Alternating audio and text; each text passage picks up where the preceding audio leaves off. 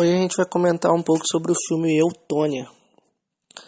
E tem o título dessa aula sobre mães narcisistas. Eu não vou falar sobre mães narcisistas do ponto de vista da psiquiatria ou da comportamental, né? É uma nomenclatura, né, um diagnóstico que está muito em alta, né? As pessoas comentam bastante sobre isso. Só que do ponto de vista da psicanálise, narcisismo, narcisista, narcísico são conceitos, né? São apontamentos, digamos assim, né? Completamente diferentes, assim. O Freud, ele não coloca o narcisismo, primeiro, como algo ruim. É algo que faz parte da constituição do sujeito. Eu tenho 3 aulas sobre o narcisismo de maneira aprofundada, onde eu abordo essas questões de narcisismo primário, secundário, ideal de eu ideal, o autoerotismo, né? O investimento da libido a outros objetos, questão do luto e da melancolia. Quem tiver o interesse em adquirir, basta entrar em contato, mas nessa aula eu vou, né, abordar um pouquinho desses conceitos em relação ao filme. O filme basicamente trata da história de uma patinadora de gelo que tem uma mãe que não é uma mãe. Assim, a gente já pode problematizar desse ponto de vista. Por quê? Toda essa noção de mãe, o que é uma mãe boa, o que é uma mãe ruim, não entra em debate aqui nesse estudo, mas assim, a mãe da Tônia não ama a Tônia. Não ama. Assim, do ponto de vista do filme, você percebe que ela não ama a Tônia. O que ela quer é que a Tônia seja uma campeã. Tipo, uma campeã aqui que, de certa forma, seja melhor do que todas.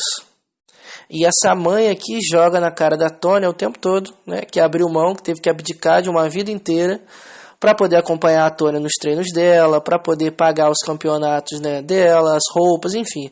Essa mãe meio que joga na cara da Tônia que o fracasso pessoal da vida dela se dá por conta e por culpa da Tônia. Então, assim, algo que é importante a gente marcar aqui de início é que, do ponto de vista da psicanálise, toda mãe e todo pai investe no filho determinadas fantasias narcísicas.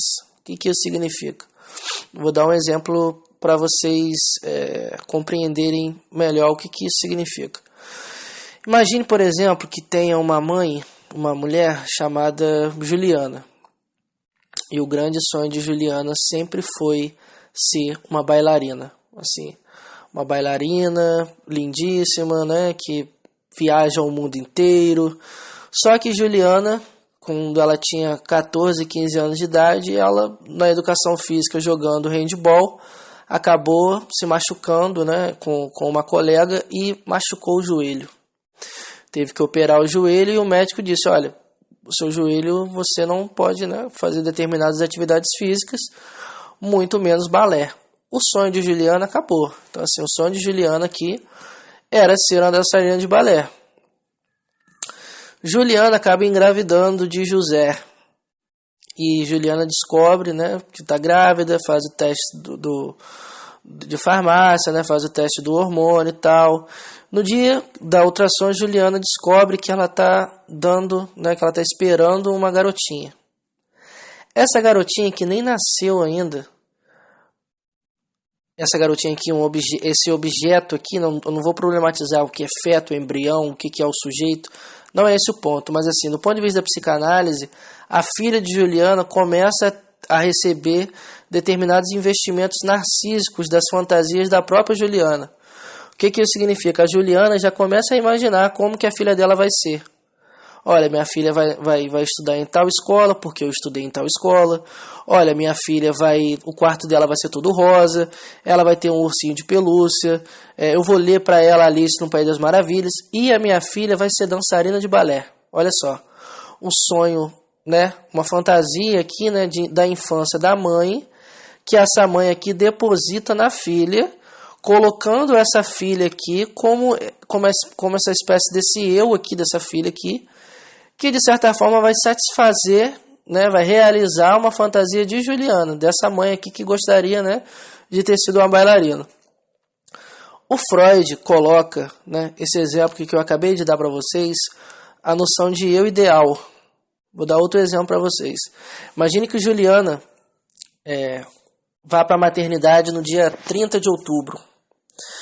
E assim que ela dá à luz, a enfermeira, no caso, pega a criança, né, pega a filha dela e coloca a filha dela num departamentozinho cheio de bebês.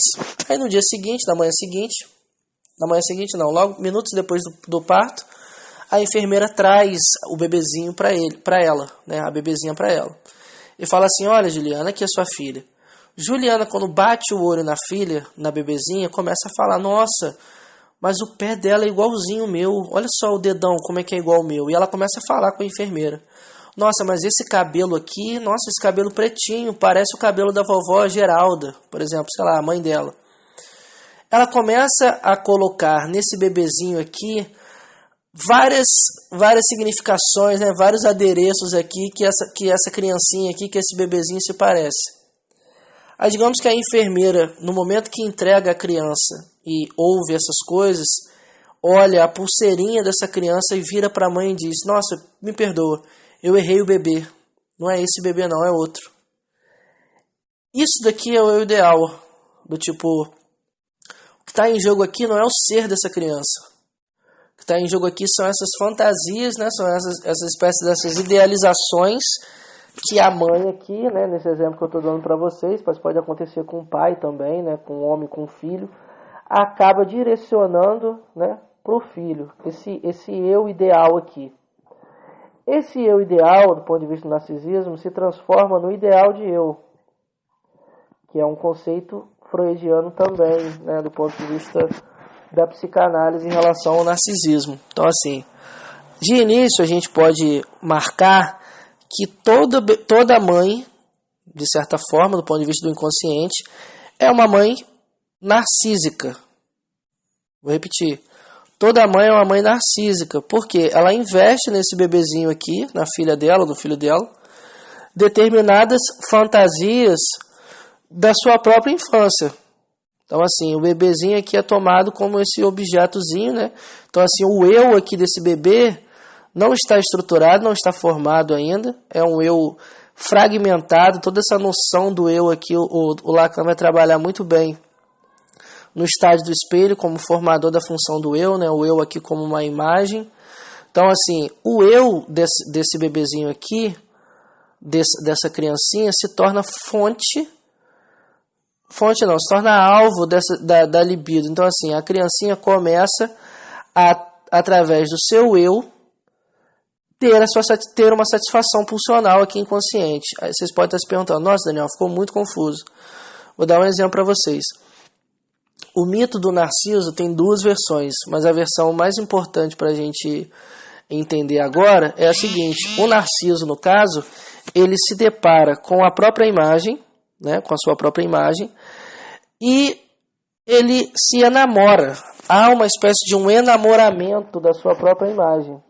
Então, assim, o Narciso investe libidinalmente, digamos assim, né, o seu afeto, a sua paixão, né, o seu desejo para a sua própria imagem. Então, assim, o narcisismo em Freud tem a ver com esse retorno da libido que, de certa forma, encontra o eu como alvo. O que isso significa? Todas as nossas relações, de certa forma, todo investimento libidinal que a gente faz no outro, tudo isso, todo investimento, né, todo direcionamento de libido que o sujeito investe nas pessoas, nas coisas, nas relações, sempre tem a ver com o narcisismo da pessoa. Então, assim, no final das contas, tudo tem a ver sobre o eu, tipo, como que a pessoa se sente em relação à outra. Então, assim, as relações são baseadas, de certa forma, numa dinâmica de satisfação narcísica. Então, assim, uma relação fala muito mais do quanto eu estou satisfeito com a pessoa, com o cônjuge, do que o quanto eu o amo, por exemplo. Então, assim, as pessoas hoje em dia descartam relacionamentos com muita facilidade, porque estão muito mais no campo da satisfação narcísica, do tipo, eu não amo você, mas eu amo você à medida que você satisfaz os meus desejos, satisfaz as minhas demandas, satisfaz as minhas necessidades. Então, assim, o narcisismo também está relacionado a isso. Essa questão aqui desse investimento e desse retorno da libido no eu.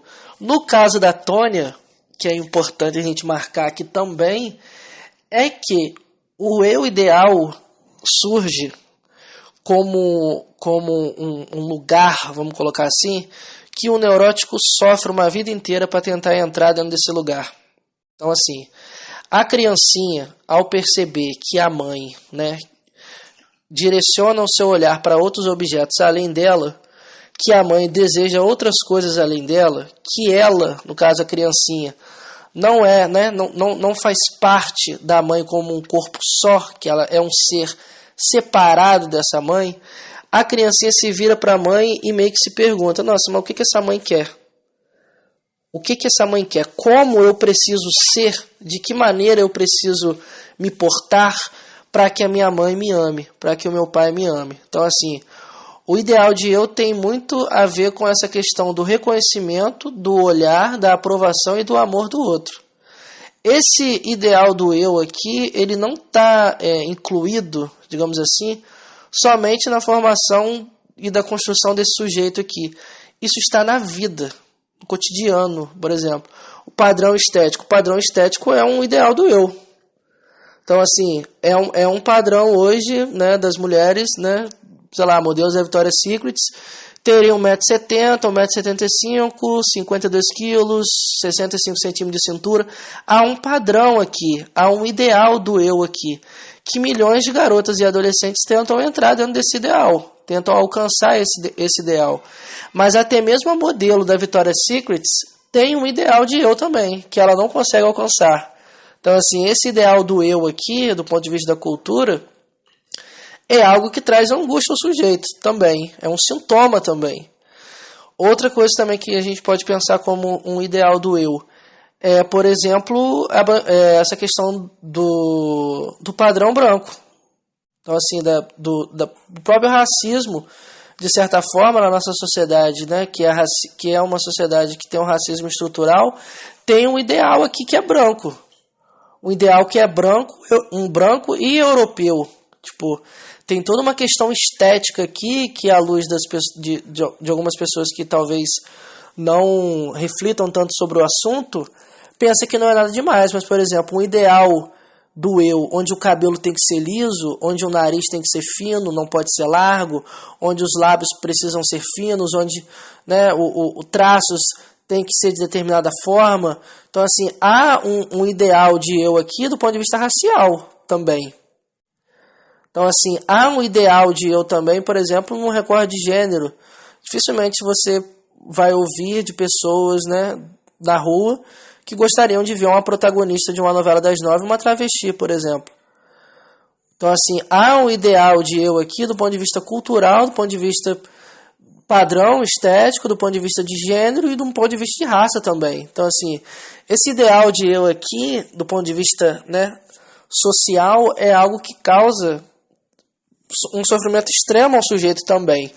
Só que esse ideal do eu aqui, em Freud, é o que no futuro, digamos assim, se transformará no que a gente conhece sobre do superego em Freud. Então, assim, o ideal de eu e o eu ideal, que faz parte, né, aqui do narcisismo, de certa forma, o ideal de eu vai sofrer uma espécie de uma construção, né? O Freud vai construir essa noção do supereu.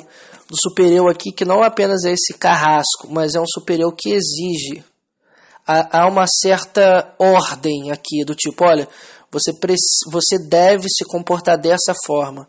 Então, assim, todo esse ideal de eu aqui da criança que é introjetado por ela, esse ideal de eu aqui que, de certa forma, a criança identifica, né, acaba relacionando com o pai, esse ideal de eu aqui que, de certa forma, há uma certa confusão aqui nas pessoas de colocar ideal de eu, superego, pai e lei, tudo a mesma coisa, não é a mesma coisa. Há diferenciações e modos modos diferentes desses conceitos. Então, assim, quem tiver um interesse também em adquirir aulas sobre essa questão do narcisismo, ideal de eu ideal, de uma forma mais aprofundada, e principalmente a noção do super-eu e a culpa, que é algo que também é muito presente na neurose, né? Essa culpa e a vergonha, né? Que tem a ver com o Édipo, que tem a ver com essa inscrição da lei, né, no sujeito, esse superego aqui. Quem é esse superego? É só a parte externa, é só a parte social, é só a parte moral, ou o superego também sofre uma influência do id, ou o superego também é inconsciente. Então, assim, é um conceito importantíssimo para se estudar, né, do ponto de vista da psicanálise. Quem tiver um interesse em adquirir aulas, né, sobre esse conceito, basta entrar em contato também. Mas assim, o que é importante para a gente marcar aqui nesse ideal de eu e nesse eu ideal aqui? Que, de certa forma, a Tônia, no filme, sofre e muito com esse eu ideal que não existe no ponto de vista do ser da Tônia. Então, assim, esse eu ideal aqui é um eu ideal da mãe dela, não é dela. E esse ideal de eu aqui que ela nunca consegue alcançar. Então, assim, ela tem um movimento, né, uma manobra, né, da patinação que pouquíssimas pessoas conseguem fazer e ela conseguiu fazer. E no momento que ela conseguiu fazer, ela quis fazer de novo. Quis fazer de novo. Então, assim, era um ideal de perfeição que ela queria alcançar, de certa forma, que ela nunca conseguiu. Então, assim, a vida dela começa a virar de cabeça para baixo, né? É um filme extremamente triste, mas a relação dessa mãe com essa filha marca muito essa problemática aqui desse ideal de eu e desse eu ideal que a Tônia, no caso, tenta entrar, né? Outra coisa também que é muito interessante que o filme aborda é essa problemática, por exemplo, da violência. Então, assim, a Tônia e a mãe da Tônia convivem e vivem uma extrema violência, tanto verbal como física, né? Enfim. Então, assim, há aqui no narcisismo da mãe algo que, de certa forma, causa tamanho sofrimento na Tônia. Então, assim, do ponto de vista clínico, muitas pessoas às vezes procuram a análise por sofrer justamente por tentar entrar dentro desse ideal aqui, por exemplo, dos pais. Então, assim, um pai, por exemplo, que tem fama de garanhão, de ser um pegador, né, de falar para os outros que ficou com inúmeras mulheres, que faz e que acontece. Se ele tem um filho, por exemplo, que é homossexual, ou esse rapaz começa, né, a notar que tem desejos, né, e atração, e sentimento, né, afeto por pessoas do mesmo sexo, essa pessoa, né, pode ter pode acabar, né, produzindo uma angústia absurda em relação a esse pai, do tipo de ser filho desse garanhão, mas entre aspas, gostar, né, de homens, né, e ser visto como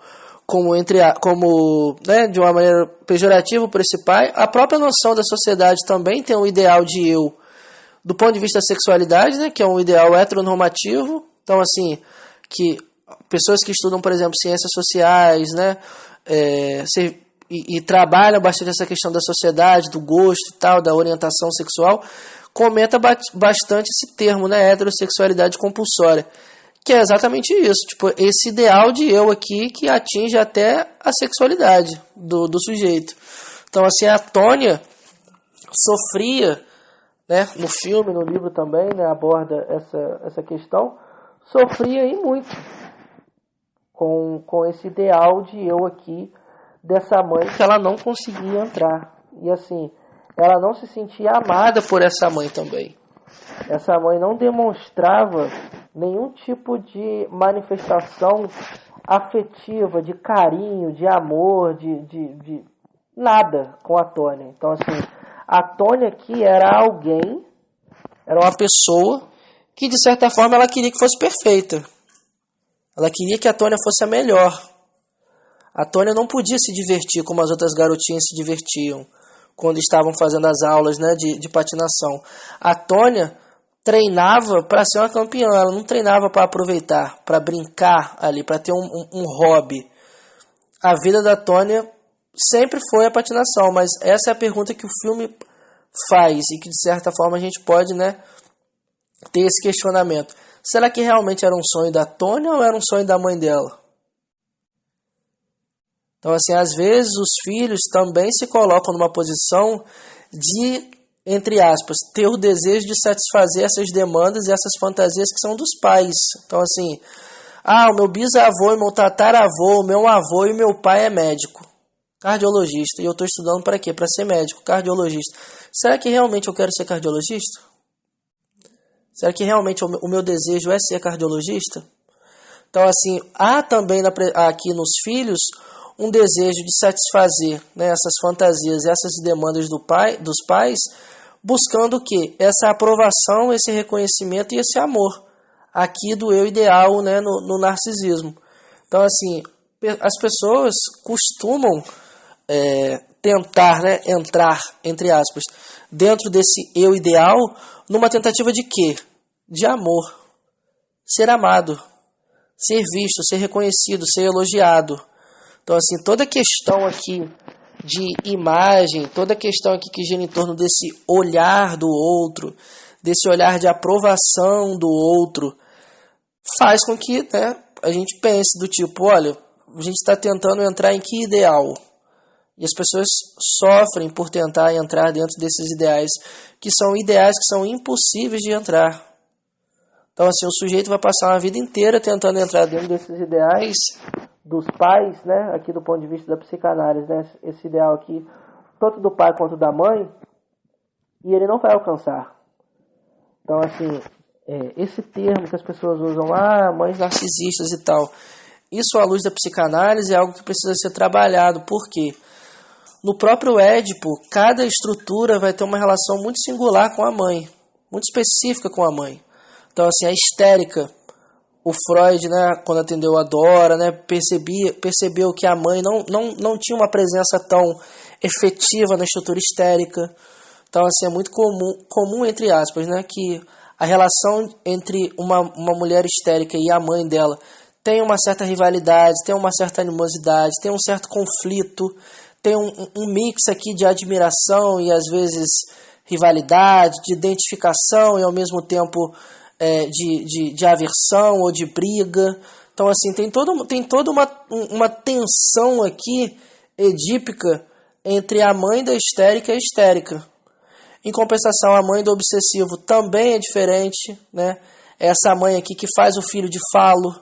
Geralmente, obsessivos são homens que, entre aspas, foram ou são muito mimados por suas mães, né? São colocados nessa posição aqui de meu tesouro, né? De meu falo, né?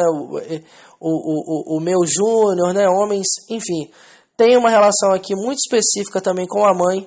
A psicose, o pai, entre aspas, nem existe, o pai simbólico não existe, então tem uma relação aqui muito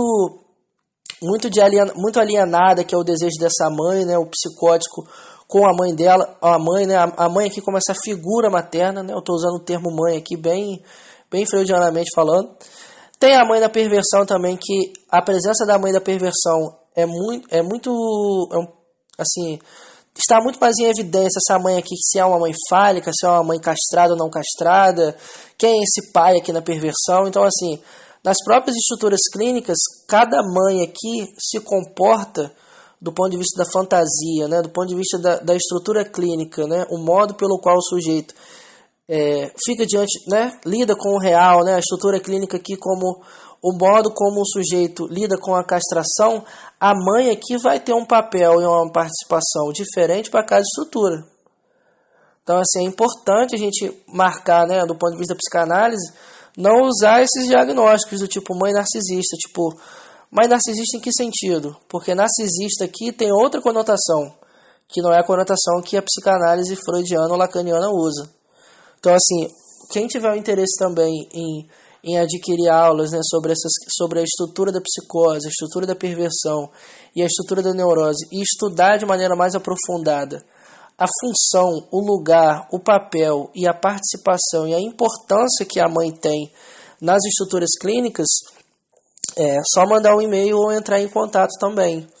Mas, assim, é importante, né, marcar que a mãe aqui narcisista, do ponto de vista da psicanálise, toda mãe é narcísica. Toda mãe investe libidinalmente no filho desde o nascimento dele. Então, assim, O filho se torna para a mãe o tudo dela, o mundo dela. Então, assim, tem mães, inclusive, que ao terem seus filhos gozam tanto desse lugar de serem mães que acabam esquecendo de exercer o seu papel de mulher. Quando eu digo papel de mulher aqui, eu não quero dizer papel de esposa, de cônjuge, de parceira, mas assim, acabam gozando demais dessa posição na maternidade. E esquecem que há uma mulher dentro dessa mãe e que há desejo dentro dessa mulher que está dentro dessa mãe. Então, assim, são papéis que essa mulher aqui vai exercer, né? No caso, o papel na maternidade, né? Na maternagem, né? Essa função aqui materna. Então, assim, do ponto de vista da psicanálise, do investimento, né? Dessas fantasias, dessas idealizações, desses investimentos libidinais, a mãe investe no filho desde o nascimento dele. Quando beija, quando cheira, quando dá carinho, quando dá amor, quando coloca uma roupa, quando tira uma foto, quando não deseja fazer outra coisa a não ser estar com o filho. Então, assim, é muito comum, por exemplo, quando uma mãe tem um bebezinho, né, tem um filho, aí nos primeiros 6 meses, ela vive com o filho só os dois, assim. Aí passa 6 meses e a sogra dela viaja e volta de viagem e fala assim, olha, fulano, eu vou ficar com o Ricardinho hoje, você pode sair com fulano, com o marido, com o namorado, enfim. Essa mãe aqui, algumas dessas mães se sentem até culpadas de sair sem o filho. Por quê? Toda a vida dela gira em torno do quê? Do filho. Há todo o investimento libidinal aqui também. Toda a conversa que essa mãe tem, tudo que essa mãe vê na rua, as coisas que essa mãe mais gosta de conversar, de falar, de ver, de assistir no Instagram, no Facebook, no YouTube, são coisas que estão relacionadas ao quê? À maternidade. A maternidade aqui, em termos psicanalíticos, não há maternidade sem bebê. Não estou falando de mãe de pet, estou falando de mãe de criança mesmo, de bebê. Então, assim, o bebê aqui, ele está, né, sofrendo, está recebendo todos esses investimentos libidinais aqui da mãe também. Então, assim, do ponto de vista da psicanálise, tudo, de certa forma, é um investimento narcísico. Todas as nossas relações, todas as nossas... aquilo, né, nosso modo de, entre aspas, amar, de nos apaixonar... Tem, de certa forma, aqui, né, um retorno aqui narcísico, do ponto de vista do narcisismo, né? O narcisismo em Freud que é diferente, né? Que o eu aqui é tomado como alvo dessas pulsões aqui, né? Tipo, a criancinha se satisfaz, né, no e com o seu eu, né? O eu aqui em Freud, né, a criancinha aqui quando ela nasce, ela tem uma noção do corpo ainda muito fragmentada, né? Por isso que ela gosta do colo da mãe, né? Ela fica, entre aspas, toda durinha ali no colo da mãe. Então, assim, não há eu aqui. Não há o que o Lacan constitui como eu, como a imago do eu, como o eu como um lugar. Não há aqui. Então, assim, toda questão aqui gira em torno do que? Da mãe e da filha. Do filho e da mãe. Todo esse narcisismo aqui, primário e secundário, não são etapas do ponto de vista desenvolvimentista ou do Piaget, do tipo, olha, agora é o narcisismo primário, agora é o autoerotismo, agora é o narcisismo secundário.